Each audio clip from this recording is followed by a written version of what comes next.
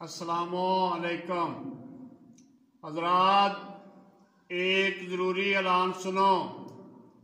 ऐलान महकमे वापडा नाल कीता जांदा है कि रात के टाइम जिस टाइम भी लाइट बंद हुंदी है, बाहर निकल के ते अपने ट्रांसफार्मर नूं चैक करो, क्योंकि अजकल एक गिरोह ट्रांसफार्मर चोरी कर रहा है ते तुहाडे तावन की जरूरत है।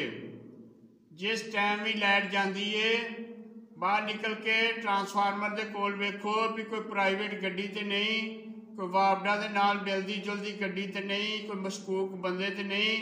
बड़ी मेहरबानी।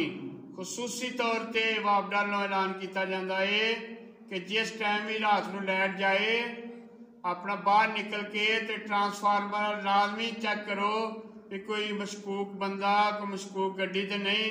तुहाडे तावन दा शुक्रिया, बड़ी मेहरबानी।